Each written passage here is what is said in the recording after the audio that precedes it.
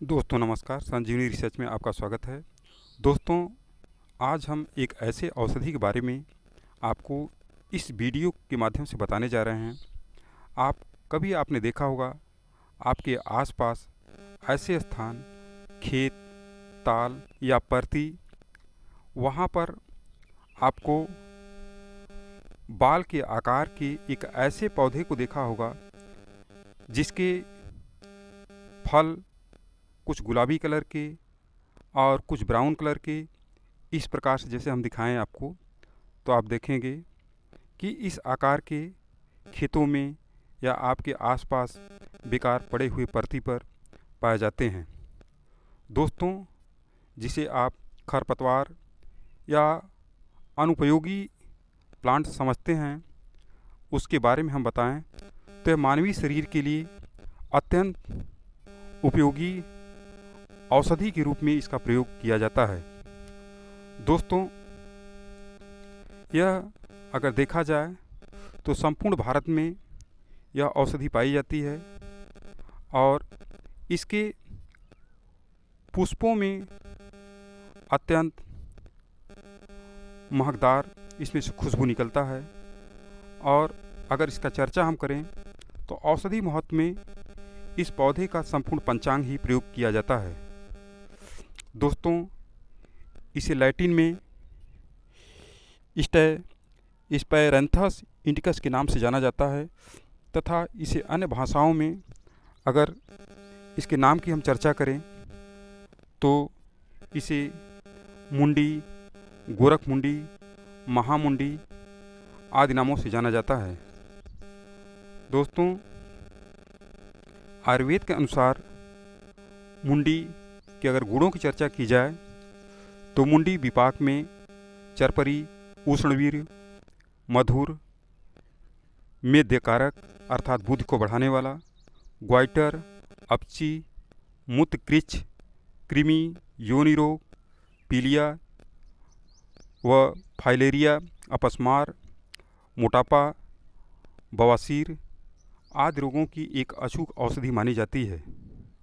अगर हम यूनानी धर्म ग्रंथों की चर्चा करें जिसमें अर्कों का अधिक से अधिक प्रयोग किया जाता है, तो यूनानी मतानुसार मुंडी अर्थात गोरख मुंडी दिमाग, दिल और आमाशय को बल देने वाला होता है।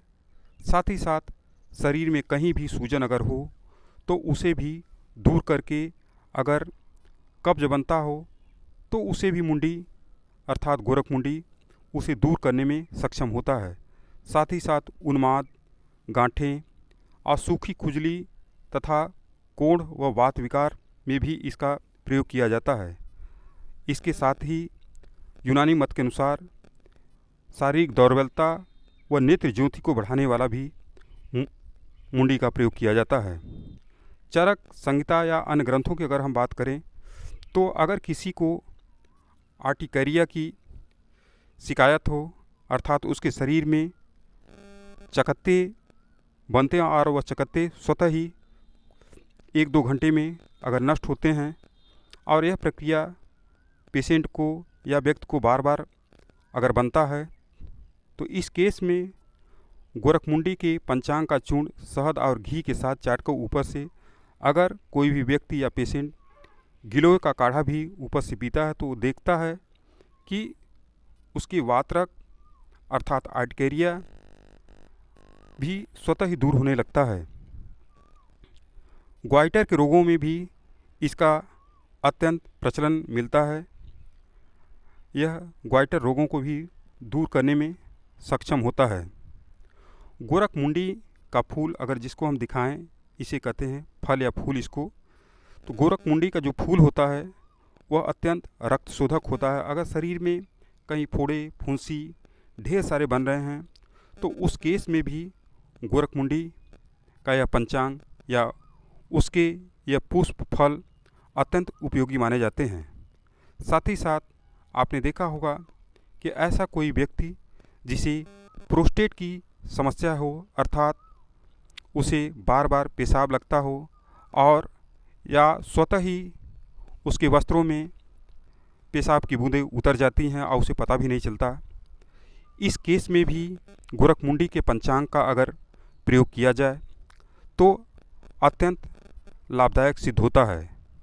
साथ ही साथ ऐसे पेशेंट या व्यक्ति जिन्हें माइग्रेन की समस्या होती हो, अर्थात सुबह से लेकर शाम तक सूरज के उगने के प्रारंभ होते ही सूरज के डूबने तक उसके सर दर्द बने रहते हैं, उसके सर में अत्यंत असहनीय पीड़ा होती हो या उसे सर दर्द के कारण वोमिटिंग जैसा महसूस होने लगता हो, उस केस में भी गोरखमुंडी का यह पंचांग सूर्यावर्त के दर्द अर्थात माइग्रेन आदि सीसी के दर्द को नष्ट करने का पावर रखता है। दोस्तों, अगर हम पाश्चात्य विद्वानों के अनुसार अगर इसकी हम चर्चा करें तो गोरखमुंडी एक रसायन वर्ग का भी औषधि प्लांट है, अर्थात यह जरा को युवा में बदलने की क्षमता रखता है। अर्थात कोई व्यक्ति जीर्ण शीर्ण हो गया हो, उसका शारीरिक शक्ति क्षीण हो गई हो और वो वृद्ध जैसा लगता हो, तो उस केस में भी यह पंचांग उसे पुनः बल वीर्य की वृद्धि करके उसे युवा बनाने में सक्षम होता है। अतः पाश्चात्य विद्वानों के अनुसार यह सिफिलिस, संधिवात और कहीं का भी फोड़ा हो उसे दूर करने में सक्षम होता है। बार बार पेशाब के वेग को यह कंट्रोल में कर देता है। साथ ही साथ बवासीर की अगर गांठें बनी हुई हैं तो उसे भी यह स्वतः ही नष्ट करने में सक्षम होता है।